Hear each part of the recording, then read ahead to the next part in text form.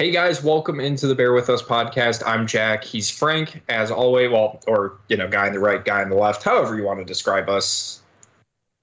Dealer's choice. Wait, aren't we the dealer in this scenario?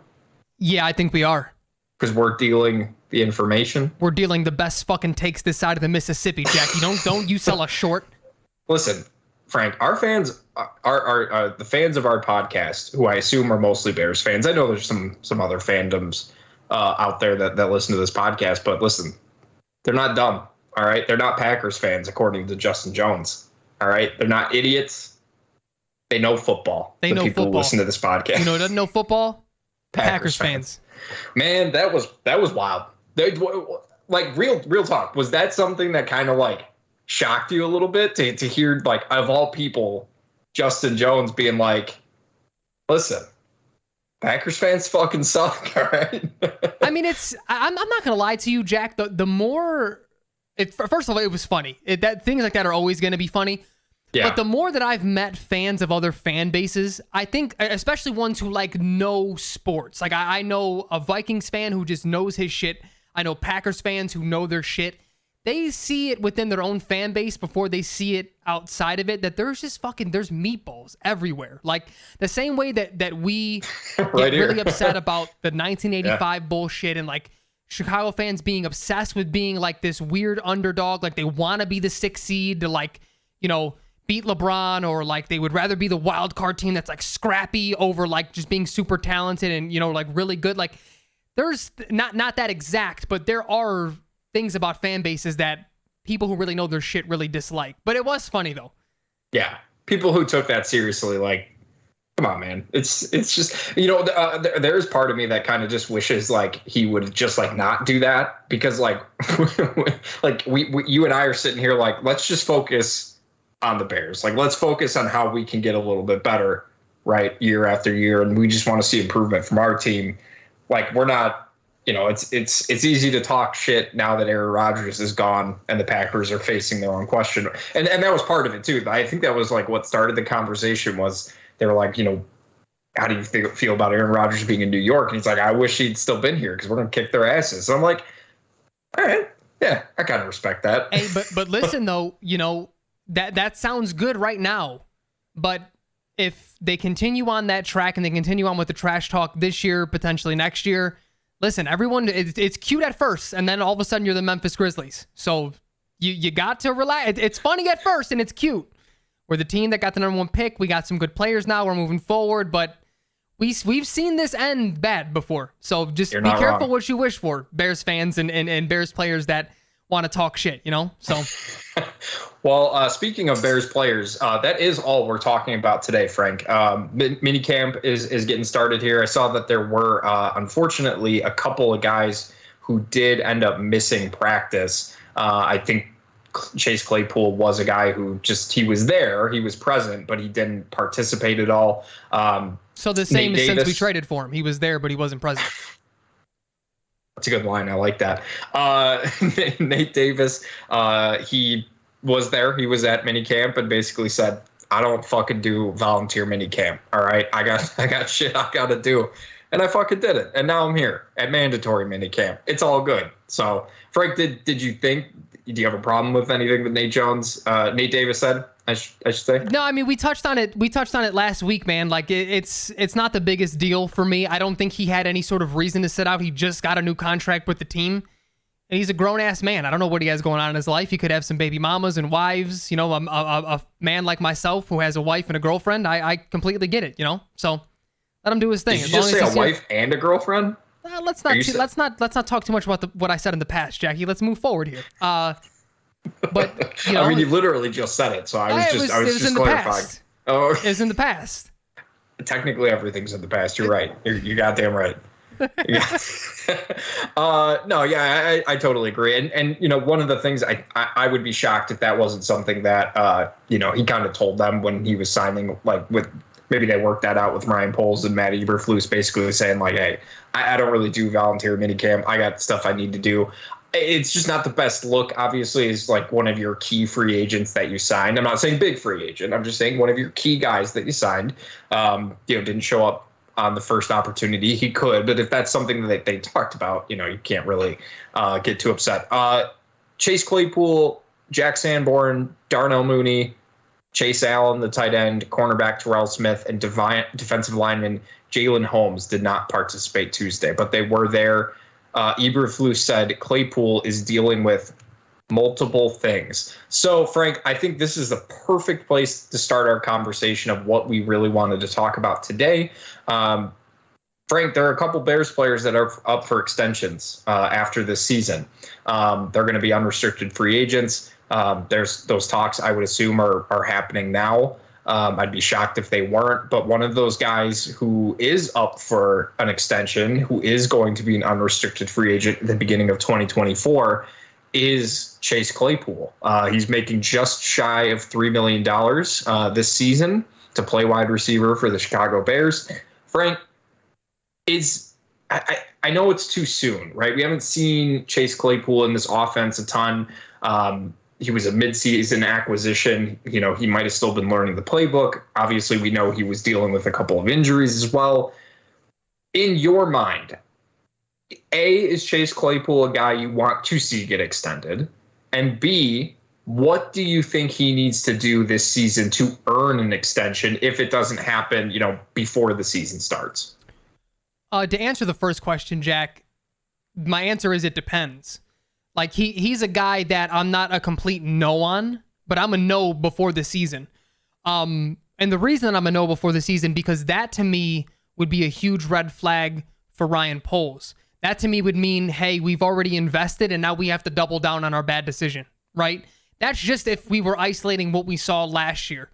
That said, we still have a whole nother year to evaluate this guy, to see what he's really worth, to see if he is worth that extension. And then I think that leads into your second question. What does he have to do? Jack, I'm not going to lie to you, man. I'm not, for him specifically, I'm not looking for big numbers. I'm not looking for, 1,400 yards, 12 touchdowns, anything crazy like that. I legitimately just want him to look like he has a role in this offense, whether that means he's the Y opposing DJ Moore, or he's more the versatile guy who's a little bit in the slot, a little bit on the outside. 4 receiver sets, you get to, do a bit with them, because at the end of the day, he can do things with the ball in his hands. Like, he's a pretty good yak player.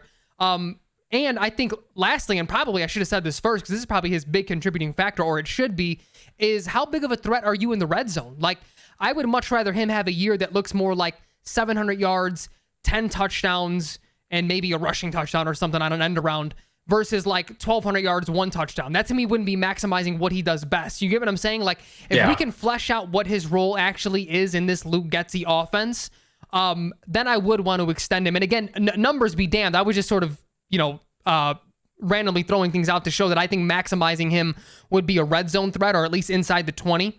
And I don't think we've seen that. And I do think the one thing that we have to keep in mind moving forward as we're talking throughout the year as to who should get extended and who shouldn't, who should we just say no to, is especially on the offensive side, we're going to have to eventually separate if we feel like people are underachieving, and especially if the offense as a whole is underachieving. Is this Luke Getsy or is this the talent? I think they've done enough this year or this offseason to start making Getsy, that excuse is sort of should be away unless there's major injuries. But to me, Claypool, as it stands, has not earned one, and I would be really, really upset with Ryan Poles if he gave him an extension before the year, or even honestly during the year. This is something that I would, even let him hit the market and see what other teams are willing to pay and go from there. Yeah, I think Chase Claypool kind of strikes me as the guy who maybe thinks a little more high on himself, a little more highly of himself than maybe some certain teams do. And not that that's a bad thing for a wide receiver. We know that position is a little bit more diva-ish than most of the other positions. I think he has a really great opportunity, again, to be with a good group of wide receivers. Maybe not as good as his, when he was with the Steelers. But I think this is a good opportunity. I agree. I think I would say I want to see how they use him more in this offense before I say I agree with you in terms of, what I'd prefer to see. Would I prefer to see 10 touchdowns versus the 1,200 yards? Because if they're not using him in the red zone, they're using him more in like the open space, like they've kind of talked about a little bit more.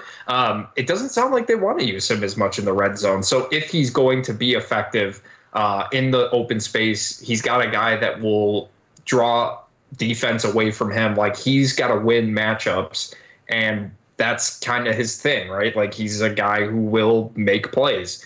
I agree with you. I think he's probably going to be looking somewhere in like the $20 million to like $25 million range a year. Like, I'm a little concerned that he thinks he's like worth that right now. And what did get your money, right? Just not on the Bears. Yeah, just not on the Bears. Wait, depending on what did Juju just make in free agency with the Pats? Because like, to me, that would be a comparable as it stands right now. If he has a big year this year, I'd be more than happy to give him more than that. But to me, that's like the contract comp right now. No. This is what it is for the Steelers. So I'm just it's loading. Did you know Juju's first name is John? No, I didn't. I legitimately thought his name was Juju. John Smith Schuster. Where does Juju come from? I don't know. He earned a. Oh my God, this is just messy. This is just messy. He's making, I think he's making like $1 million this year or something like that. Oh, I thought he got more than that. He did. Keep talking. Well, no, and I'll let you know. That was all I was asking. We don't have to dig into the details. I knew he got more of a mid-range. I want to now. I want to. That's fine. But I'm just saying, I know Juju made more of a mid. Well, John had made some decent money with the Patriots, but it wasn't like groundbreaking. And that's 3-year, $25.5 million contract. $60 million is guaranteed. So 3 for 6. What is that? A little bit over 5 each year. Yeah. That to me is where Chase is right now. Does he deserve anything? I mean, if he can negotiate for himself, I just mean like performance-wise. I would say Juju has probably had a better career at this point than Chase Claypool has in terms of numbers, in terms of productivity. The Steelers, listen, the Steelers know their wide receivers. They do. They traded Chase Claypool because clearly they didn't see him being in the field. Like, and you just look at his numbers. Like, he's never had 1,000 yards receiving. The last time he caught more than 3 touchdowns was back in 2020. And granted, he's still a very young player, right? He's going to turn 25 during the season, I believe, or he'll actually be turning 25 on July 7th. So there's still plenty of time for him to like turn things around. I'm just curious how the Bears plan on using him. I want to see why they gave up a 2nd-round pick, a high 2nd-round pick. The Bears knew they were going to suck. Like, let's not get it twisted. They knew that Ravens pick would be lower. So I want to know why they felt it was worth trading that higher pick for Chase Claypool. I want to see how they use him. Give him a full offseason to learn the offense, and it's a little concerning, a little bit. Like, on a scale of like 1 to 10, I would say I'm at like a 2 of concern in terms of him already dealing with injuries going into the offseason. Like, you want that full amount of work going towards him, right? You want that chemistry being built with Justin Fields. Again, I'm no more than a 2, but I can't say I'm a 1. Because based off of what we saw last year, like, it wasn't great. Like, it wasn't like he came in, put up, really good numbers, and then, just didn't play the last game or anything like that. Like, he was invisible. Yep. After they traded for him, it just didn't make sense. So I agree with you. I think there's still a lot we need to see before I'm comfortable even making an extension for him. Yep. Totally agree.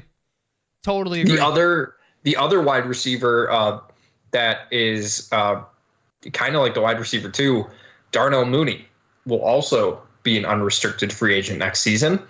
Frank, Darnell is an interesting conversation, I think, because he's obviously coming off a year where he ended the season on injured reserve, and he's now going to be in an offense where he is not the best wide receiver.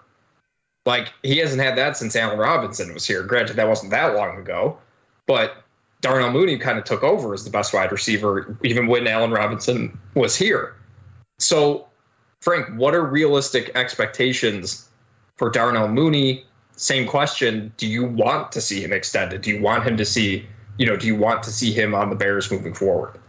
So Darnell, for me, is a guy that I wouldn't mind if the Bears extended prior to the year, because I do think he's shown maybe not necessarily in this offense, even though before he got hurt, he was starting to come along. Like we started to see him and Justin connect quite a bit. At that point, you're talking about like money, and I just Googled some receiver salaries to see where he would be at. And I mean, guys like Cortland Sutton, Corey Davis, Curtis Samuel, they're in that like 11 to 15 million a year range, and that to me wouldn't be absurd. But on the flip end, if I was him, I would probably bet on myself and wait until this year happens. You're in year 2 with your quarterback within the same system, because he is one that if he has a year like he did his second year, I'd be comfortable giving a little bit more than that. You know what I mean? Like if he can prove to be the why, depending on how they're going to use Claypool. But we saw him his rookie year, we saw him a lot in the slot. You know what I mean? So again, we still have to see what his role is going to be, because one thing is for certain, DJ Moore is the X. We knew that when we traded for him. We're hearing that from OTAs. Him and Justin already have what sounds like incredible chemistry. That's done for. You're not going to get wide receiver 1 money on this team.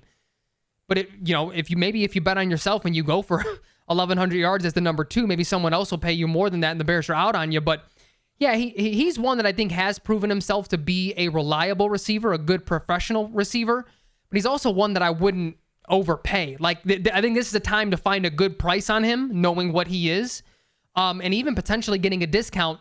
Not meaning like shorting him right now, giving him what he's worth literally right now, with the hopes that his ceiling is higher than that. So the contract, looks really good, and maybe you have sort of a 1A, 1B type of situation. But I look at him obviously in a much better light than I do Chase Claypool right now. Do you feel the same? Yeah, I mean, between the two, let's say Ryan Poles, let's say Tyler Scott and Velus Jones, right? They have incredible seasons, right? And they're like, you're like, wow, we have something here. And Ryan Poles is like, maybe I don't need to keep Chase Claypool. Like, it wouldn't look great. Maybe he doesn't have that great of a season and he feels comfortable enough to move on from him. If I had to pick one or the other, I would rather have Darnell Mooney, because he's been more productive. And again, it's like, people think of Darnell Mooney as like this small slot guy, like you were just talking about. He's listed right now as the slot wide receiver on the unofficial depth chart, which, fair. He's probably between the two of DJ Moore and Chase Claypool. It probably fits that skill set a little bit better. But people forget his playmaking ability is still incredible. Like, you think about that play in Minnesota that he made. I mean, that's not just slot wide receiver. That's not small guy who runs real fast. That's a guy who can make plays.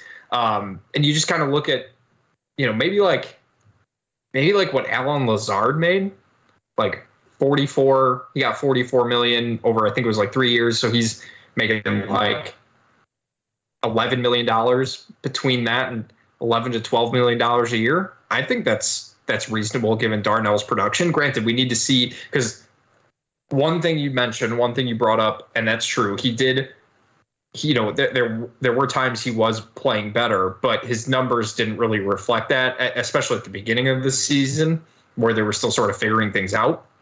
Now that he doesn't need to be, he's not playing across Byron Pringle and Equinemius St. Brown every snap. Like, I think, the offense should open up a little bit more. Yep.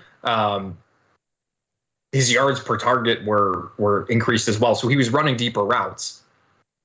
I think the Alan Lazard money makes sense for a guy who's produced the way he has. Kind of on the flip end, Frank, I'm curious. You said you would be upset if Ryan Poles extended Chase Claypool right now. Mm-hmm.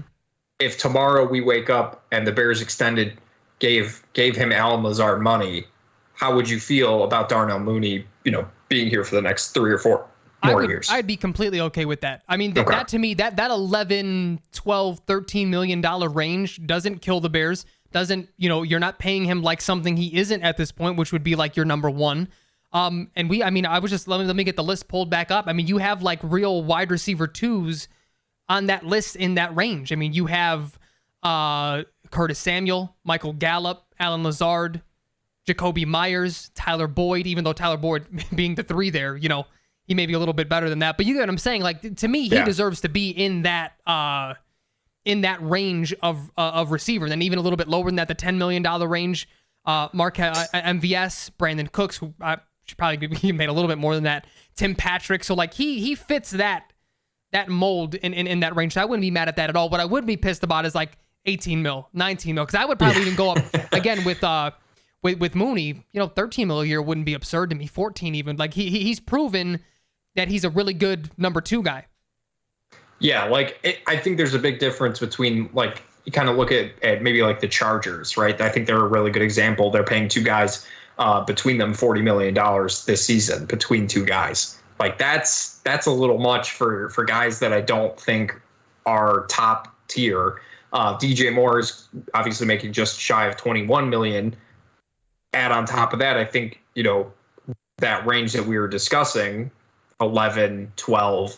Again, I think that's a good range for a guy because again, we like Darnell Mooney. We talked about this last offseason during the podcast when George McCaskey was asked, well, this was 2 years ago now, why the Bears were Super Bowl contenders, and he just said Darnell Mooney. Like, we made jokes about that. We like Darnell Mooney, right? But I think we're realistic. I don't think either of us ever thought he was a true number 1. People who were clamoring about that last year, I think, kind of saw what we were talking about, right? Like, he had every opportunity to break out and become the guy, and he had his worst season as a professional, right? He missed time. He was hurt. When he was playing, he wasn't all that effective. He disappeared. He only caught 2 touchdowns in 12 games. Like, that's not good enough. That's not good enough. So, but I do think it's like, for him, I'm not as worried about the yardage stuff, because if they are going to have Chase Claypool being more of like an open field type of guy, like they've kind of talked about, then how is Darnell Mooney going to differentiate his skill set between him and DJ Moore? Like, if they're all just open field guys, right? Like, what's the difference between him and Chase Claypool? At that point, it's just talent and production. Right. So, and I do think Darnell Mooney will probably have a more productive season as long as he stays healthy. Yep. I agree. Than Chase Claypool. No, I totally agree. I mean, it's also just the more, now that this receiver room is pretty fleshed out for this year, it's really hard for me to understand what Chase Claypool's role is going to be in this offense.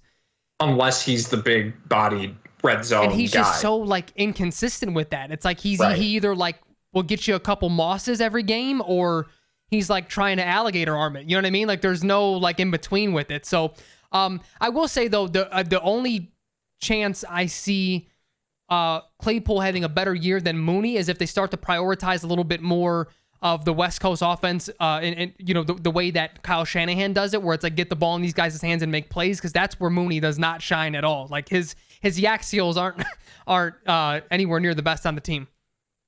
I would say that's probably where Chase Claypool is probably better than Darnell Mooney. Is when you get him the ball, he can make some things happen. Whereas Darnell Mooney, it's like you get him the ball and he's boom immediately taken down. Right. Yep. Like, so, and again, that's those are kind of the things that we talked about when it came to why we didn't really think that Darnell Mooney could be a true number 1. He's still a good player, and I would be happy if the Bears kept him, because again, unless Tyler Scott and Velus Jones are, explode for both of them going for 1,000 yards, like, wide receiver is still very thin. And I really don't think that the next free agent class is all that good. I can take a look real quick. But also the draft class, like, you never know, right? Like we had a couple of guys going into this draft that we were excited about. But then the draft process starts and you're like, why is every single receiver in this class small? Like, why are they all tiny? Why are they all slot receivers? Like it. So when that happens, Mike Evans, Odell Beckham, Corey Davis is another guy that is going to be listed to be a free agent. Like, I would say Mike Evans is probably, 34 or something like that. He's still productive. I would probably be okay with like him instead of Chase Claypool, but also give me Darnell Mooney still. Yeah. I can't believe the Bucs didn't trade Mike Evans, to be honest with you. Either one of them. Yeah, either one of them. Or because, I mean, what is Godwin now, 28, 29? coming off a knee injury too. I mean, he looked better towards the end of the season. Yeah. Frank, the next guy we wanted to talk about, let's stay on the offensive side of the ball. Because, when last year, when we were having these conversations about, what to expect from the offense, who's going to step up, what are we going to see? Tyler Boyd would also be, he's also going to be a free agent next season. Yeah, I probably would take him over Mooney, to be honest with you. I probably would too. DJ Chark. No, Bears could have had him now and they didn't do it. So, anyways, when we were talking about what to expect from the offense, we were talking about how bad the wide receiver group was. You and I were kind of saying, well, the guy who could be wide receiver 2 after Darnell Mooney is Cole Kmet. And Cole Kmet did nothing for the first, first 5 weeks or so. What was that? I'm gonna pull up the stats. It was at least 3, and it could have been more than that. It was bad. It was. I mean, just like he was invisible. Let's see. So in his first 4 games, the 5th game is when he broke out against the Vikings. I mean, broke out 4 catches for 45 yards. He had in 4 games 5 catches for 56 yards. In the first 4 games. Jesus. And he didn't catch his first touchdown pass until week 8, which I think at that point it had gone to what was it, December of 2021 or something like that? It was a while, yeah. Something crazy. I mean, he ended up with 7, which is not bad. He ended the year. I mean, he got hot. Midway through the year, he got really hot. That Dolphins game is when he really, really caught on. And then the Lions game right after, and you're like, okay, and then he went right back to being invisible. Frankie, I know your philosophy on tight ends in fantasy at the very least. When it comes to the actual team, I mean, what does Cole Kmet have to do at this point to get in? I feel like it's likely that he will get an extension. And the reason I say that is because out of all of the tight ends going into next season, the Bears would have Steven Carlson and Chase Allen. Everybody else there in their tight end group, Robert Tonyan, Jake Tongs, Ryan Griffin. Well, Ryan Griffin's no longer on the team, thank God. But they have nothing after the season is over. There's literally no tight ends left. Steven Carlson and Chase Allen. Those aren't guys you can rely on. I feel like out of all 4 of the players we're going to touch on, I feel like the most likely to get an extension before the season starts is Cole Kmet. You may disagree, and that's totally fine, but I'm just curious, A, do you want to keep him? B, what would you pay him? And C, what does he need to do to get an extension in your mind? Well, one, I absolutely agree. I think he's the most likely to get a contract before the year. And it's not even just because of what he did in the second half of the year where he looked, more than competent and a solid receiver. But 2, his blocking skills have come a long way since his rookie year. And the way they still want to run the ball, he's going to be very valuable there. He proved to be a red zone threat, which was phenomenal. But you listen to the way that Ryan Poles and Matt Eberflus talk about him, and even Luke Getsy, they love what he brings to this team locker room wise. He's at every OTA practice. He's a hardworking dude. To me, that's a culture setting guy that you probably want to be there. But he's also one of those guys that, and him and his agent have to know this, he's not going to get anywhere near tight end 1, Travis Kelce type of money, or even Mark Andrews type of money, or Darren Waller even. But I think because they should know that, and because of the way that this team values him, that's what makes it, that's what makes him a very likely candidate to be extended prior to the year. And I also don't think, I think it would be silly to hold out if I would, the way I talked about Mooney potentially even holding out and being let me just sort of, this is my bare minimum of what I'm going to get because they know who I am at the very least. And that's my floor. I think we've seen Kmet's ceiling. You know what I mean? I don't think he's going to get very much better or better at all. This is sort of who he is, which is still valuable to a football team. With that said, looking forward a little bit, even with paying him, which would be sort of middle of the road, tight end money, starting tight end money, that wouldn't deter me from looking at tight ends potentially even early next year. Whether that's if there's a really good prospect in round 1, if there's good prospects rounds 2 and round 3, he would not, re-signing him or extending him wouldn't stop me from drafting another one. And then realistically, like shifting him into that second tight end role once that other tight end in this hypothetical world is ready to go. I'm genuinely shocked that the Bears didn't draft a tight end in a draft class where this was considered one of the better tight end draft classes to get someone in. The fact that they didn't, I think, is more of an example that I do believe he will get some sort of extension, just because they clearly believe that he can be a future solution to the position, as opposed to, I mean, if they didn't believe in him, they would have drafted him, right? They would have drafted somebody else. They wouldn't have just waited and not done anything at the position other than signing Robert Tonyan to a 1-year deal. One of the other guys who is a free agent next season is TJ Hawkinson, and he is having contract extension talks as well with the Minnesota Vikings. I mean, they're talking about him getting $14 to $15 million, which would put him right in with Mark Andrews, Dallas Goedert, Travis Kelce, George Kittle, Darren Waller. So obviously top tier guys.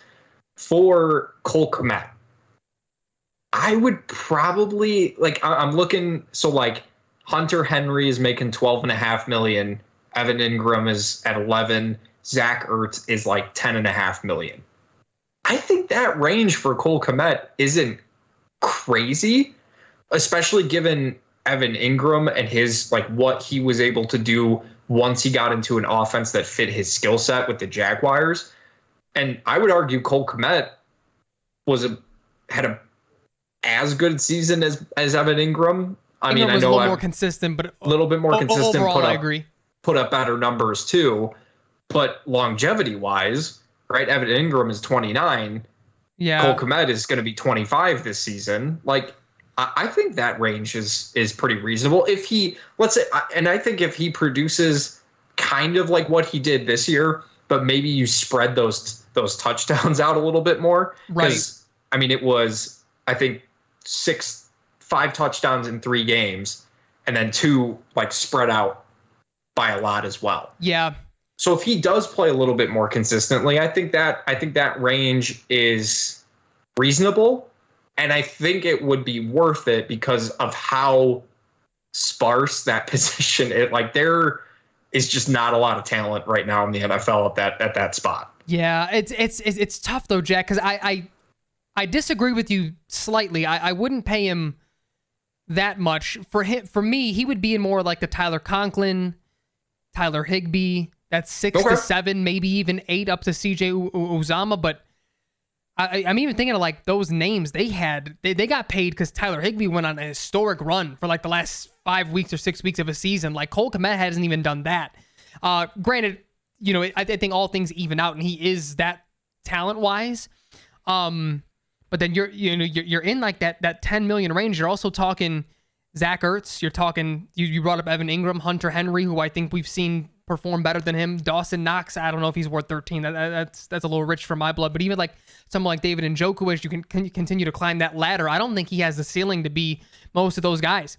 Taysom Hill's making 10. He's making 10 because he's not just a tight end, right? He's doing a lot of shit for that team. Whatever he is, he's just an OW. Yeah. But the other thing is, see, that's where I think makes it complicated, though, Jack. I think you coupled the thing that I said about him being very good for the locker room and just sort of, good for team chemistry and everything. But you talk about the scarcity of position, not only the scarcity of across the NFL, but what if the Bears just play hardball and say, you're not worth this 10 or 11 that you're asking for, and he doesn't want to budge and maybe take 9? What are we going to roll with the rookie and the 2 guys that you named? You know what I mean? Like, we know tight ends don't come right in and perform, especially blocking wise. Like, that just is what it is. So the Bears, this may be one situation where they don't have very much leverage, because you talk about the receivers. We sort of broke down what we think individually, but realistically, let's just say Mooney and Claypool have solid years. Tyler Scott can have a better year than both. I'm not saying he is. I'm just saying, like, there's a world I can squint and see Tyler Scott, maybe not even numbers wise, but like, oh, this is his slot. This is his position. Yeah. I mean, sort of like, and not to say that it panned out, but just thinking of like what the Bills did when they saw Gabe Davis. He wasn't putting up better numbers than Cole Beasley, but they were like, look, this kid is the one. Like, he was the third or fourth on the depth chart, but we can forecast him moving up to number 2 and outperforming that. Again, he didn't do that. I'm just saying, in this world, I can see that happening with the Bears. So he may have us by the balls here a little bit, Jack, because he has the most leverage out of the guys that we've been talking about. Yeah, because I mean, again, you're paying him for what? Again, you're doing a little bit of projecting, right? You think, right. It's all we've heard about Cole Kmet. Like, I feel like all we've heard about is what he can be, and we just haven't necessarily seen it outside of those 3 games where he was, I mean, just incredibly productive. But like, again, do I think, would I pay Chase Claypool, Darnell Mooney, and Cole Kmet, like, between them, around $30 million next year, like, between the 3 of them? I mean, ideally, no, but like, they don't have a lot of other options unless guys like Velus Jones or Tyler Scott end up being better performers, better producers than we thought they could be. But like, again, you look at the ceiling of a guy like Logan Thomas, Will Dissly, CJ Uzama, Jonnu Smith, Hayden Hurst, Tyler, like, I think Cole Kmet has a higher ceiling than those guys. And pass catching wise, I think he's more effective than those guys that I just named, maybe outside of Tyler Higbee at certain times, and Hayden Hurst to a degree as well. But like, do I think he's worth more than Josh Oliver, who's making $7 million this year? Yeah. Fuck yeah, I do. Absolutely. So it's like balancing between, like you said, there aren't a lot of good tight ends out there, but he's also hasn't shown that he's one of the elite, or that he even can be an elite tight end. Right. And I think that's kind of where I'm getting like stuck as well, because I don't think he's better than Dawson Knox or David Njoku, but he's also better than those lower tier guys. So he's like, and granted, maybe this is it, right? Maybe this is the breakout year we've been waiting for. Maybe he goes for 800 yards. Maybe he does have 7 touchdowns again, but again, they're more spread out. One thing I think he really needs to do, and they need to do, is use him in the red zone. Give him an opportunity to make plays in the red zone. That's what he's there for. But he's kind of another guy that is just more of an open space, get open, throw it to me, I'll make plays. Because that is something he does really well. Like, he was running over people last year, which was great to see. But again, there were times where he just looked a little slow. Yep. I don't know what was going on with that. But well, you know what? The more I'm thinking about it, Jack, as we're talking about these guys who are up for extensions on the offensive side of the ball anyway, one of these guys can really prove their worth. Forget statistics. Think of the way that the Bears back in the day utilized Earl Bennett. Be that third down reliable guy. That to me is where Kmet can really make his money. Obviously, the red zone stuff is always going to be great for a big body. He's 6'7", 6'8". He's a big dude. So if you can get him some jump ball opportunities, by all means. But that to me is, if you're just that reliable dude for your young quarterback, that when things break down on 3rd and long or 3rd and intermediate and he's looking for you, or even 3rd and short, just 3rd down in general. If he can look to you and you're that guy, I mean, think about how much we valued Earl Bennett back in the day. Like, he wasn't the best receiver on the team, but motherfucker, he caught so many 3rd downs. Like, it was insane. And to me, that's what Kmet can be. Obviously, different body type, different position, but just like that sentiment is there for him. And no one really established themselves to be that last year. And to me, of these guys, he can be that guy. Agreed. I think he has the best opportunity, I think, to be a legitimate playmaker in this offense. And I hope that they see the value that he brings as well. I'm curious to see how they use him this year, if they, how they get him more involved. We'll just have to wait and see. The last big name that I think Frank and I wanted to touch on today was Jalen Johnson, the guy who everybody was freaking out that he wasn't at OTAs. He's like, no, I'll be there when it matters. Frankie, I just saw something that blew my mind a little bit here. Jalen Johnson is making $1.6 million this season to play for the Bears. Kyler Gordon is making $2.1 million. What? They were both second round picks. Yeah, I guess, does that scale continue to go up through CBA agreements or whatever? He is making just as much as Tyreek Stevenson is as well. Who's also a second round pick. So the scales go that far. I mean, was Jalen a little bit later of a second? I don't remember when exactly he was picked. I can look it up, but it almost doesn't matter. But yeah, I do think that Kyler was picked a few slots above him. But man, like when you look at it like that, you look at some of the guys who are making more money than Jalen Johnson. I could understand him sitting out a little bit and being like, pay me my money. That being said, Frank, listen, I think Jalen deserves an extension. I'm just going to say it flat out. I want to see him get extended because I think he's a very good player. Do I want him to make the money that Jari Alexander is making, $21 million a year? Absolutely fucking not. But I do think that he could, again, kind of be in that $10 to $12 million range, and I think he would be worth that. I absolutely do. What do you think about Jalen Johnson? Where do you kind of fall on him? I agree, and part of me is like, I'm looking at this list. Darius Slay's making 14. If you're Jalen Johnson, I think you can advocate yourself for that. James Bradbury's making 12.5. And again, to me, that doesn't make him elite. You're looking at these dudes way up top: Jalen Ramsey, Denzel Ward, Jair Alexander. Those guys are making that 2021 mil. But the thing is, so the same way that you said, you think Kmet is the most likely to get an extension before the year, to me, the person who deserves it the most at this point is Jalen Johnson. And it's for a multitude of reasons. And again, it's not to say that he's some shutdown cornerback one. He still has a chance to prove that. I mean, we've seen, his arc has been a little similar to me, like Kyle Fuller's was, where people weren't necessarily big on him, and corners can still take a little bit of time here. But the other thing is, you talk about scarcity at a position. Like, I think it's harder to find a really good or even above average corner than it is to find like an average tight end or even especially receiver. Like, we can pick another one in the 4th round next year and maybe just say goodbye to a couple of guys on the offensive end. Like, receivers are falling off places like trees. Corners really aren't, man. There are high drafted guys, 2nd, 3rd round guys that just don't pan out. Like, corner is becoming, I mean, it's probably the hardest position to play on defense, because you think about the different rules now in today's NFL. You can't grab guys like you used to be able to in the past. The bump coverage is a little bit different. Any little ticky-tack hand around the waist seems to get called on a weekly basis. So if you have one like Jalen, who again maybe isn't elite, but you sure as hell can't say he's only average, right? Like, you have to extend this guy. I know there's been injury concerns, but at the end of the day, like, I feel like the older that I'm getting, Jack, and maybe you feel differently on this point, there are guys who are just flat out injury prone. You think of a guy like Kevin White, but injuries just sort of this is football, man. They just happen. You know what I mean? Like, Justin Fields has been hurt the last couple of years. I wouldn't deem him injury prone. It's just in the nature of the beast sometimes when you're playing in this league. Right.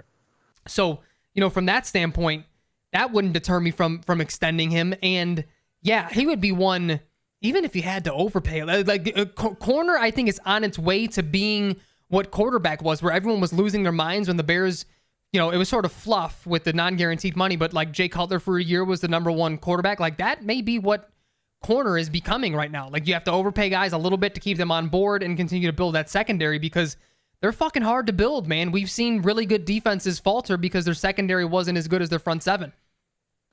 I think, taking a look at it more, I completely agree. I think 14, honestly, talking about overpaying him a little bit, I think $14 to $16 million might get it done a year.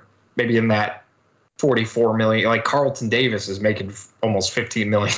Darius Slay, like you said, 14. J.C. Jackson, 16.5. I think if you offer him 15 mil, I think he's probably worth that, if I'm being completely honest. I think you'd be getting a deal if you got him at, if you front loaded a contract and the average was 12 mil. Like, I think that's reasonable. But if you do want to give him a little bit more money to say, hey, you're our guy, we clearly see how much the Bears value the cornerback position, right? Like, we can cry to the heavens all we want about the Bears drafting corner after corner after corner, but it's clear they feel that position holds a lot of value in their defense. Yep. With the draft picks of Tyreek Stevenson, Kyler Gordon, Terrell Smith, who, again, they really, really like, we see that there is value in Jalen Johnson, and they've been having those conversations. So I think that leads you to believe that they do want to keep him. But one thing that I really like about Ryan Poles, at least right now, he's being smart with his money, right? Like he's not going to back down and just say, we'll give you what, yeah, we'll absolutely give you $22 million a year. We'll make you the highest paid corner. I don't think he's that. Right. And I think he knows that he's not, right? But I do think he wants to have that respect go both ways between him and the Bears. And I think there is something to say like, hey, we're not going to make you the highest paid corner, but we'll top 15, top 10. I think he's proven to be a consistent enough corner. Like, and that's the thing with him, right? Like he's not, as you were saying, he's not shut down. He's not Darrelle Revis, right? But like he is consistently very good. And to your point, that's incredibly important when in a division where you're going up a guy like fucking Justin Jefferson every, twice a year, or now Christian Watson or Amon-Ra St. Brown. Like the other teams in your division have good wide receivers. Jordan Addison is now in this division as well. Jameson Williams. Like these teams are getting good receiving talent. You need to stick with them. You need to build that corner talent. If you have a guy who you feel is maybe like a B+ player, pay him. Pay him. Because you can guarantee that Tyreek Stevenson is going to be a starter and going to be as good as Jalen Johnson is down the road. Yeah. Well, and the other thing is the drop off between a B and B+ player to like a C player is fucking huge at this level. Agreed. Like you can't take for granted very good, and I think that happens a little bit too much sometimes. But then even thinking like you said, if they were going to give him that 14 mil, 15 mil, it may look a little bit too high right now with the other names around it. But then you also have to take into consideration Patrick Surtain, J.C. Horn, and probably Sauce Gardner are going to be. I mean, the highest paid right now was Alexander at 21. Sauce is getting more than that, probably way sooner than his rookie contract is up. And the same thing with J.C. Horn and Patrick Surtain. Like Sauce is going to get more than them, I think, but they're going to be above that 21 threshold. Like this money is going up, and this is something that we touched on in the past. Is when people start looking at these contracts, whatever the trend is on offense, the reverse is going to happen on defense. The exact same thing, because you're having those players stop them. You think about when we were younger, when running back was the position to have, the premier position with the Sean Alexanders and the LaDainian Tomlinsons. Who was getting the money on the defensive end? The middle linebackers. Those are the ones who were getting paid because those are the ones that were stopping them. And the same thing when it came to defensive ends. When they started being that pass rusher, people started to realize like, hey, maybe we all need one of these. Who got paid on offense? The left tackle. That became the highest paid, offensive lineman. And the same thing now with receivers. Receivers are starting to dominate this league. Who stops receivers? Corners. This shit is not rocket science. So this money is going to continue to go up as long as the receiver market continues to boom the way that it is. Especially because we're leaving the the culture of receivers being like you have two of them. Look around the league. These guys there's 3, 4, sometimes 5 guys. I mean, we talked about the Bengals quite a bit. They got 3 dudes. I mean, even look at the fucking Chargers, dude. Mike Williams and Keenan Allen are out, and they have guys who, if you don't play Dynasty, you probably never heard of, and they're balling in their absence. Like, these backups or these 3rd and 4th guys in the depth chart are still really, really good in these stacked receiver rooms. And a team like the Seahawks, who just drafted a wide receiver to go along with their 2 Pro Bowl wide receivers. Like, you're right. Like, teams want 3, they want 4, they want that depth because the passing game has become so much more important. And then obviously you look across the aisle and you see running backs who are getting cut left and right with like Dalvin Cook, who, Frank, I'm not gonna lie to you. Is there a scenario where the Bears end up with Dalvin Cook? I just want to talk about this because he's like the most interesting free agent right now, outside of the stuff that's maybe happening with Stephon Diggs, the stuff that's also happening with Saquon Barkley, who was a guy that you and I had talked about during the offseason about like what could the Bears maybe do. Saquon isn't happy the fact that they paid Daniel Jones and not him. Dalvin Cook, he's basically saying, I want a team to want me. I got nowhere to be. We've seen this play out with Le'Veon Bell. Bears come in, maybe say, hey, we'll pay you 2 years, $10 million, $12 million. Yeah. What do you think? Cook, to me, he lost a step. You think he's cooked? I don't think he's cooked, but he doesn't really at this point, based on what we saw last year, he doesn't differentiate too much from and it's not, I'm not trying to big up the Bears running back room. I think that's more a reflection of him. Saquon, I would absolutely, if they decide to rescind that tag, yes, let's be all in on that, because I still think he has that level of explosion that separates him from what the Bears have. Does Cook, especially the second half of last year, does he look any different than what Herbert did? Like, to me, you're just adding for no reason at that point. Now, Cook of like 3 years ago, 100%. Sure. I'd be all in, because it added another That's level of explosion in this offense, but I don't think he's that anymore. Right. No, and I wanted to ask, because I know I've been getting a couple questions on what I thought about the Bears maybe getting Dalvin Cook, so I wanted to share that, because I agree. I'm perfectly content with the Bears running back group. I will say, like, I almost think like a guy like Jerick McKinnon would be a better fit in this offense. A guy who's more of a pass catcher, because the Bears, again, we've talked about this a ton. They don't really have that still. So unless a guy takes a jump, because again, Roschon Johnson, as much as they love him, he's not like a pass catching back. No, right? He's not. I still would love to see. I would love to see Velus get like 12 reps a game, 15 reps a game out of that running back position. Not like running in between the tackles, but or even if you're, you have two running backs in the backfield, you have Herbert and him. And you can get creative that way. Frank, what I think is really interesting about the running back position is, like, you think of like the more like the top end guys. There isn't really like a guy who is like his signature trait is pass catching. Like, you think of like the top, like outside of the number one guy being Christian McCaffrey. Right, CMC, yep.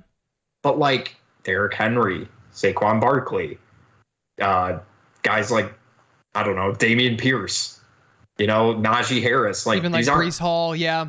Breece Hall, like, their thing isn't really pass catching. It's Kenneth Walker, it's yeah. I mean, maybe we're between the tackles. Maybe with the explosion at receiver these last 3, 4, 5 years, maybe it's just churning back to like the more traditional run game, and you're not really expecting them to do too much catching the ball. Yeah, it's interesting. It was just something I thought was interesting. That's a fair point. I've never taken a step back to even think about that. You're right. Yeah, but I mean, outside of that, the Bears have some decisions they'll need to make when it comes to these four guys we talked about. There's can we rank them really quick before we get out of here? Oh, yeah, absolutely. I would. I'll let you go first. So, how would you rank your priority of who you think the Bears should, need to get done ASAP? For me, it was Jalen Johnson at number 1. I think that was quite clear in the way we even spoke about him. Darnell Mooney at 2, Cole Kmet at 3, Chase Claypool at 4. 2 and 3 were tough for me because just the difference in positions, but Mooney to me has just proven more in his time in Chicago. Yeah, I agree. I also had Jalen Johnson was my number 1. I had Cole Kmet at 2, and then Darnell Mooney 3. And Chase Claypool at 4, and only because Cole Kmet, again, it's not that I think he's a better player than Darnell Mooney. I just think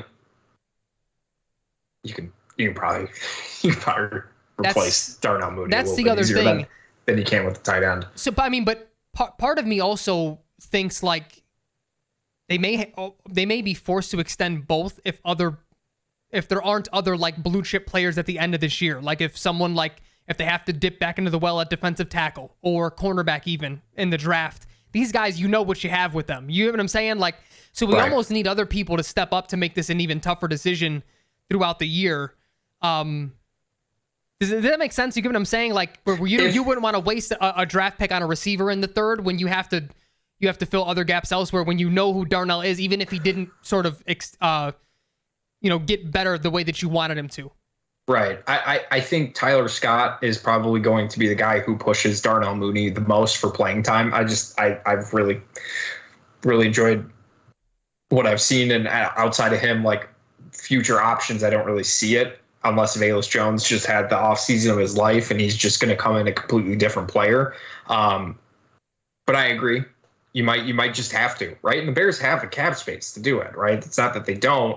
They're being a little bit smarter with how they're spending money, which again I think is crucial. But I agree. I agree with you. I think just because you can replace him doesn't mean you necessarily need to, or even really should, right?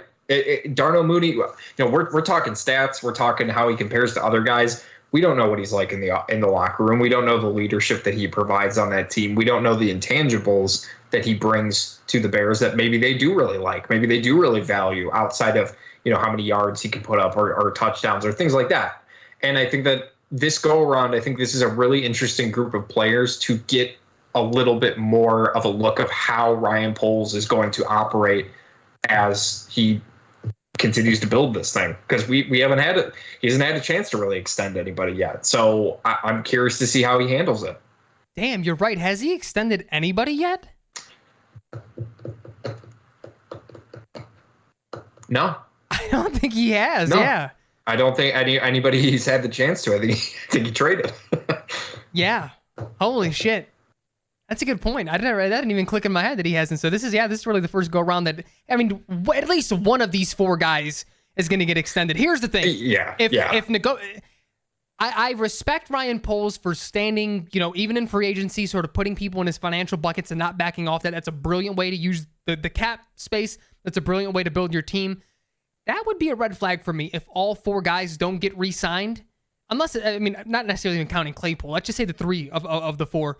If like one of those three don't get re-signed, especially with the way that it ended with Roquan, even though we're team Poles right now, we're on his side with that. We understood the whole way and we weren't very upset at all about that. But that to me would start leaning the other way. Like, all right, maybe you're doing a little something different here in negotiations because, these guys are worth a little something. And if you let all of them walk or even like trade them mid-year for whatever, just to get something before they walk, that would start to trend towards red flag for me. It's also that would be a red flag, I think, for the locker room to see these guys can't get extensions. Like, what the fuck? What hope do we have?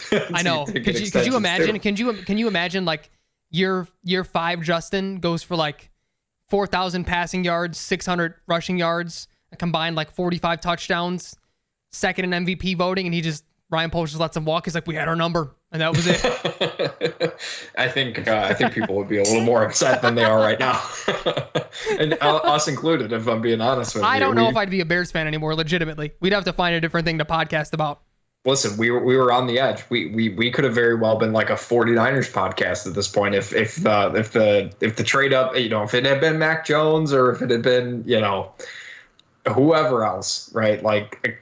Maybe we're talking about Will Levis versus Jesus Christ, Kenny Pickett for the starting Chicago Bears quarterback job.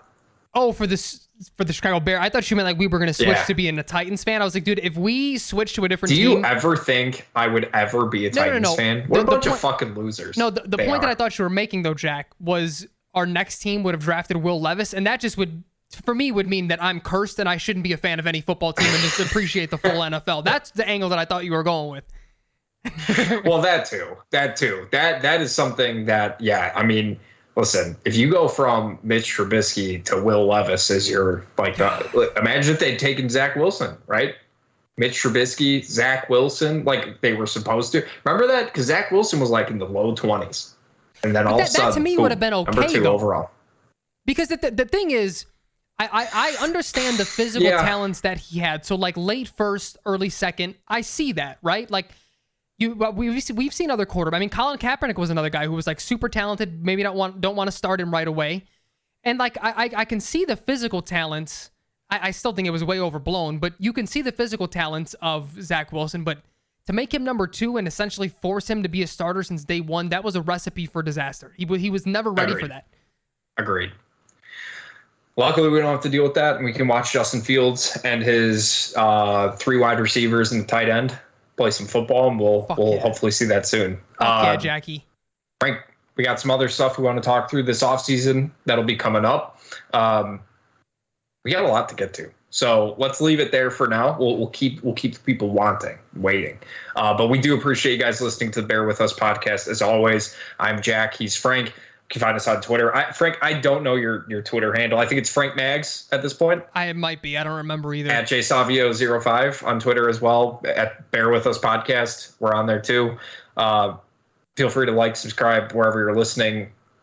I don't even know what platforms we're on at this point. Or you can continue watching on YouTube and see guy on the right versus guy on the left versus guy who uses a normal background because he doesn't have a lot of garbage behind him versus guy who uses virtual background because he's got a lot of shit behind him. However you want to listen to us, we do appreciate it. Frankie, we'll talk to you next week, man. Later, Jackie. Later, everybody.